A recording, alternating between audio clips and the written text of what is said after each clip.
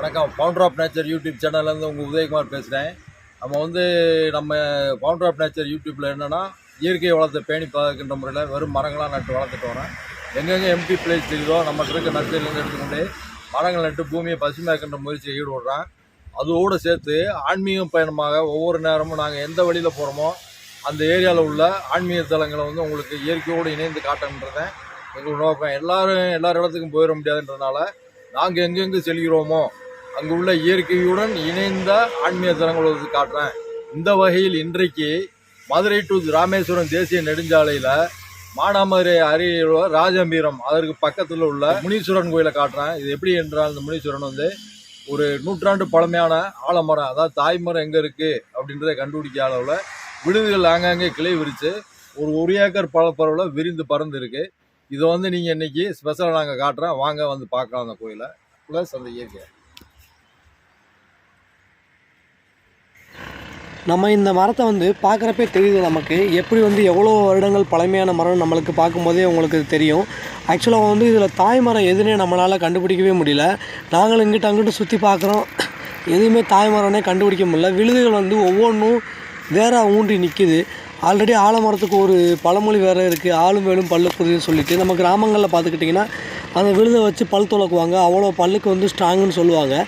இந்த மரத்துக்குள்ளே வந்துட்டோம்னா ஒரு காட்டுக்குள்ளே ஃபீல் இருக்கும். ஆக்சுவலாக இது ஒரு மரம் தான், 1 ஏக்கர் பரப்பளவுக்கு நல்லா பறஞ்சு விரிஞ்சிருக்கு. பார்க்கும்போது தெரியுது ஒரு 100 ஆண்டு தாண்டி இந்த மரங்கள் வாழ்ந்து கொண்டிருக்குன்னு தெரியும். உள்ளே வந்தவுடனே ஒரு காட்டுக்குள்ளே இருக்க ஃபீல். உள்ளே பார்த்துக்கிட்டிங்கன்னா காக்கைகள், குருவிகள், பறவைகள் சத்தம் அடுத்தடுத்து கேட்டுக்கிட்டே இருக்குது. போன தடவை நாங்கள் பஸ்ஸில் கிராஸ் ஆகும்போது இந்த மரத்தை பார்த்தோம். நம்மளால் வீடியோ எடுக்க முடியல. ஸோ அதான் இந்த டைம் பைக்கை சூஸ் பண்ணி இங்கே வந்திருக்கோம். வீடியோ எடுத்து நம்ம வியூவர்ஸ் காட்டலாம் அப்படின்னு சொல்லி வந்திருக்கோம். உள்ளே ஒரு முனீஸ்வரர் ஆலயம், கணேசன் ஆலயமும் இருக்குது.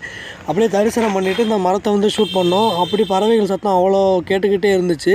ஸோ அதை உங்களுக்கு காட்டலாம் அப்படின்றக்காக வந்தோம். கண்டிப்பான முறையில் மக்களாகிய நாமளும் இந்த மரத்தை பேணி பாதுகாக்கணும். ஏன்னா பல பறவைகளுக்கு வாழிடமாக இருக்குது. ஏன்னா மனிதர்கள் மரங்கள் உருவாக்கப்படலை. ஆல்ரெடி சொல்லியிருக்கோம், பறவைகள் தான் மரங்கள் உருவாக்கியிருக்கு. இப்போ நீங்கள் பார்க்குறது விநாயகரோட திருத்தலம், விநாயகரோட வாகனம் மூஞ்சீர் எலியில் இது ஒரு வகை.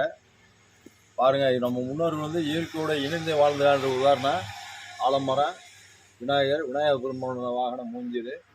அடுத்து நீங்கள் பார்க்கலாம் முனீஸ்வரர் ஆலயம் அந்த பக்கம் இருப்பாங்க.